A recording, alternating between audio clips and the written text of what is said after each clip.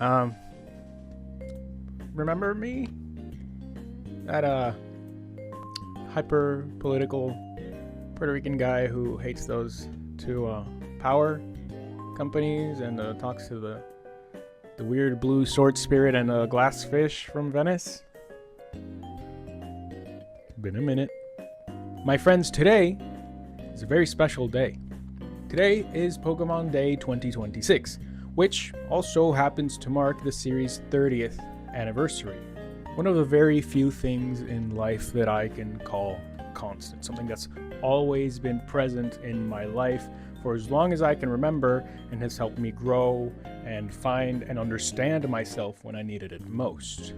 This series means the world to me, and seeing how much it's grown over the years, especially in recent memory, I'm pretty sure I'm not alone in that sentiment. So to celebrate this massive achievement, I thought I'd come in today and share some thoughts and memories from the last 26 years and 9 months experience I've had with the series. 26 years and 9 months, what a fake fan, am I right? Let me start off by saying that I'm by no means a competitive player or even knowledgeable on the subject past the very basic stuff, though not for lack of trying. Every time a new game comes out, I go, yes, this time for sure, I'm gonna get into it, I'm gonna make a viable team, and that all goes out the window by the first batch. So like I said, Pokemon has been a part of my life forever. The first game I played was Ruby, though by play, really, I just mean running around Petalburg Woods, having my Trico with my full legal name get hit in the face with poison stings non-stop because I was 4 or 5 years old and I didn't speak any English. That went on for a bit longer than I'd like to admit. But even before that, I remember staying up late into the night to watch the anime because that was the only time they'd show it in Spanish. And I even dressed up as Ash for Halloween in kindergarten with this very Pikachu. He doesn't talk much anymore. And though pictures from that day are sadly gone, I was able to find the very jacket I wore that day. I don't think it'll fit me anymore.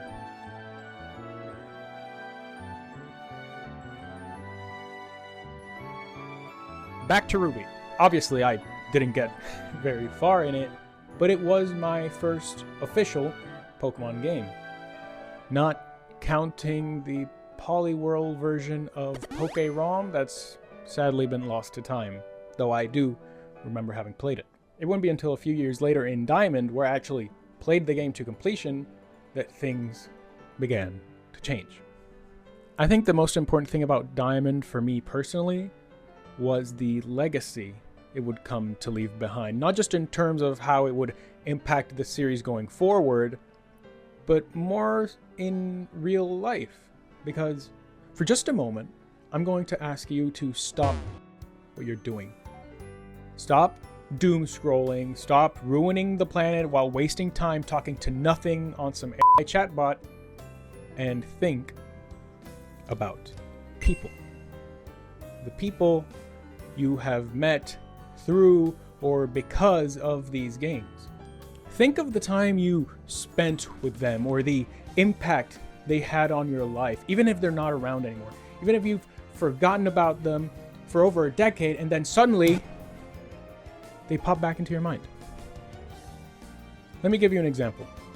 While working on this video, I went back through some of the older games to get a feel for them. Again, walk around a little bit, listen to the music, and see what I left behind. And then I found this Meganium hidden away in Platinum all this time. And it unlocked one of my most important gaming memories. See, during that first Diamond playthrough, I struggled a lot, not knowing the type chart yet, and still not really having that great a grasp on the English language. So one day at Costco, this random kid, 1 or 2 years older than me, walked up to me and he gave me some tips along with that Meganium. which would eventually help me beat the game. Now, one of the tips he gave me was that any Pokemon I cared about, any Pokemon that goes in the main party, any Pokemon that's strong, any legendaries, whatever, any Pokemon that was important to me should be given a square marking. Why square? No clue, but that's what he said. And I still do that. Nearly 20 years later, and I still do that. Been doing it since Diamond, done it through to ZA. And yeah, I'm gonna keep doing it without giving it a second thought.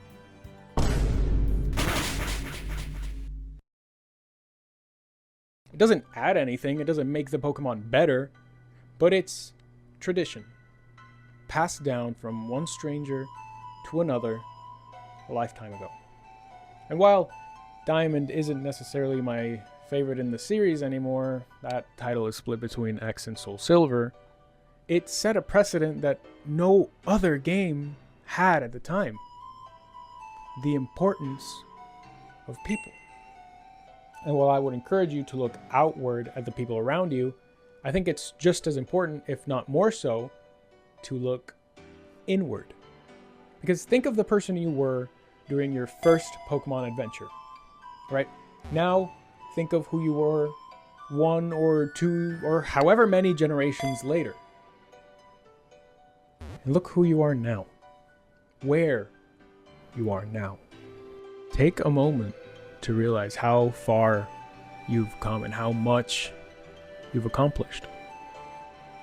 Just like our Pokemon, we have evolved alongside them. Think of the people you've met, the people you've befriended, the people you've loved, the person you've become, all through this universal language that is Pokemon.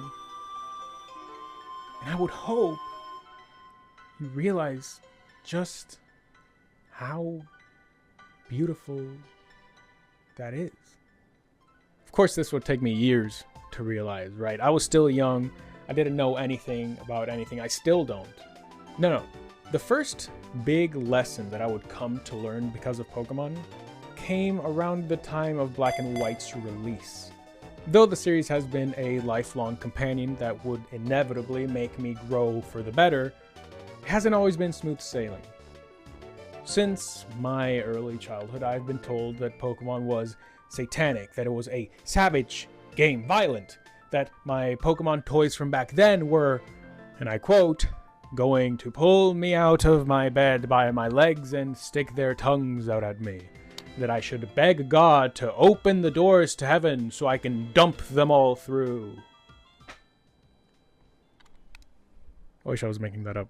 Fast forward to when Gen 5 came out and my peers began their descent into the whole Pokemon is for kids shtick, which, yeah, brought me close to cracking because, of course, no one wants to be bullied. For a while there, I played Pokemon Black in secret, afraid of what would happen if my friends found out I was playing it. So one day, I sat down with my thoughts and realized, wow, that's dumb. If you love something, and I do, really, the alarm goes off. If you love something, and I do, why should I care about what people have to say? Why should I let their miserable behavior tarnish my enjoyment of something? That day, I learned the importance of being true to myself. From then on, any comments or insults hurled my way, they never really got to me again.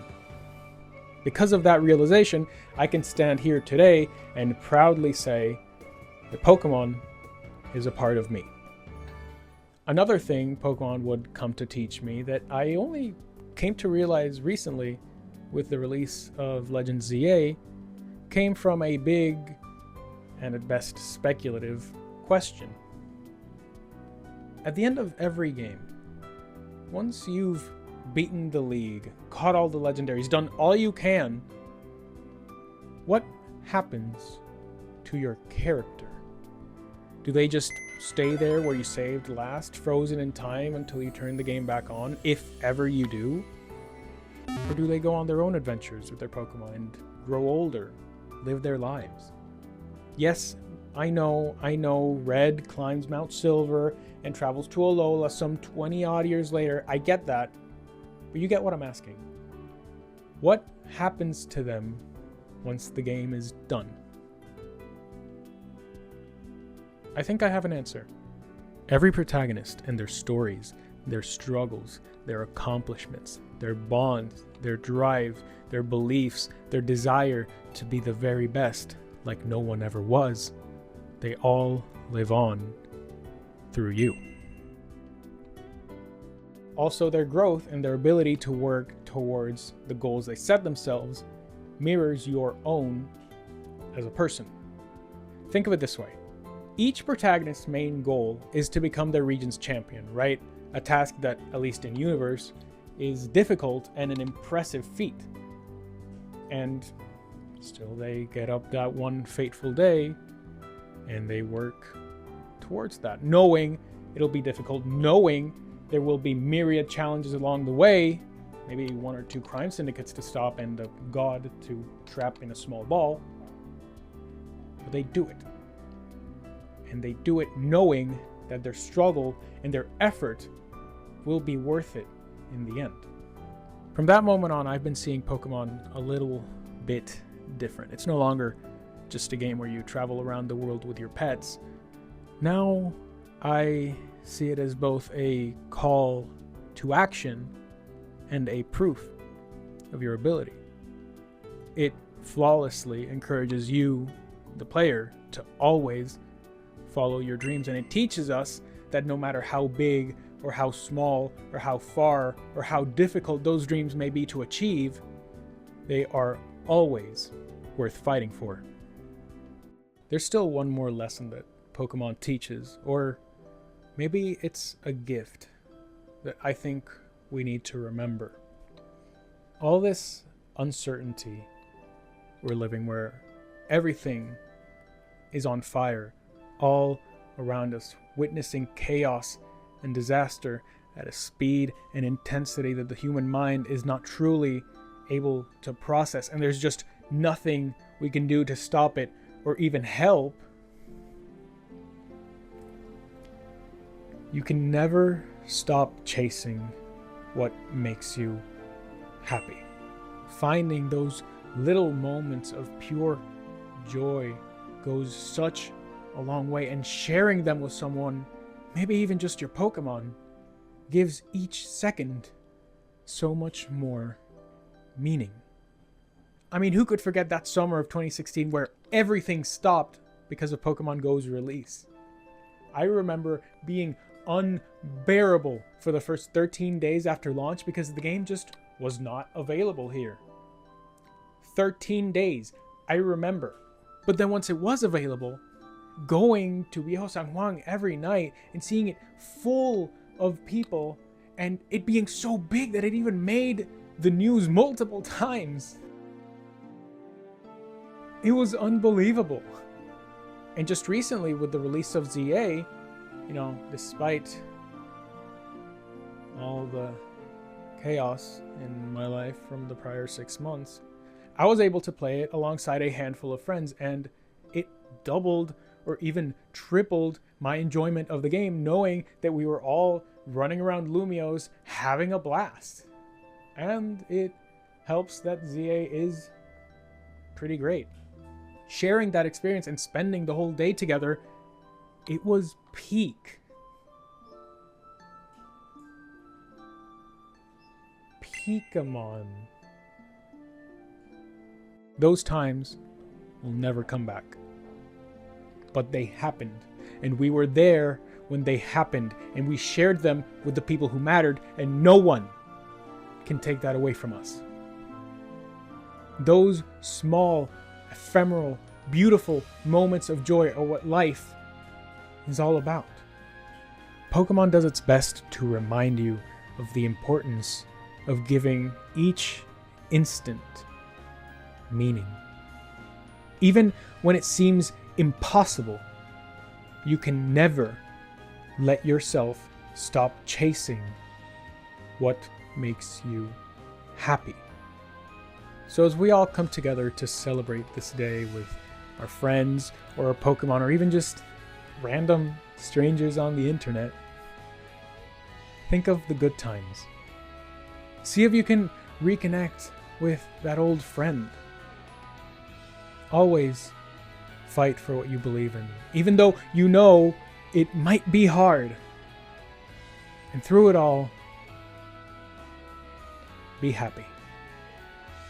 As for me, I will be right here with open arms to welcome in the next generation and beyond. Ready as always to catch 'em all. Thank you for a lifetime of memories. See y'all next time.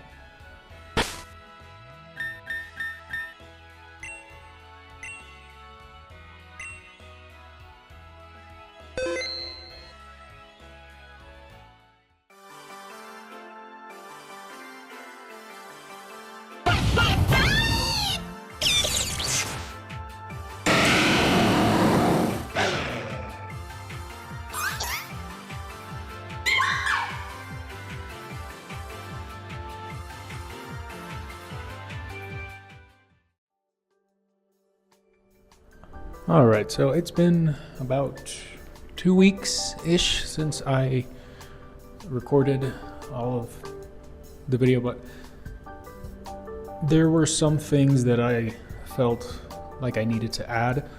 So consider this a mystery gift now that I am no longer frozen in time.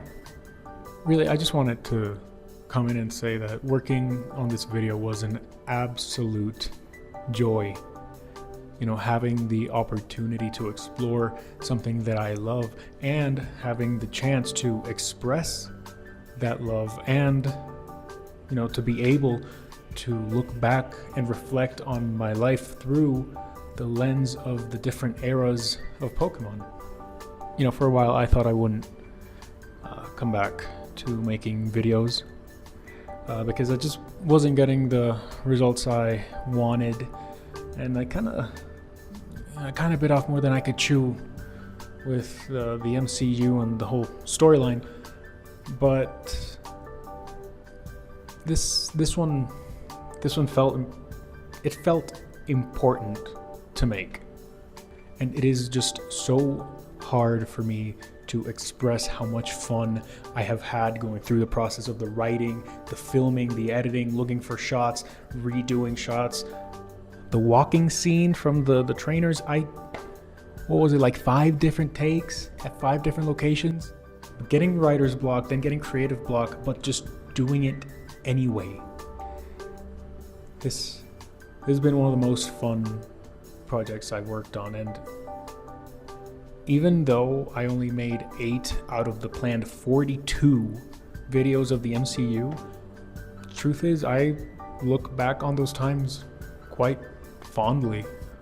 All this to say, there is always beauty in the world. There is always magic if you allow yourself to see it.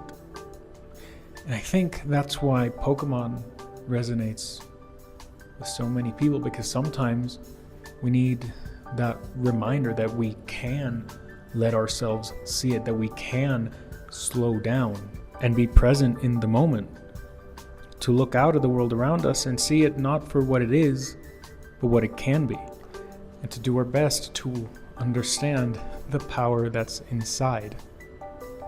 Well, that about sums up everything I wanted to add.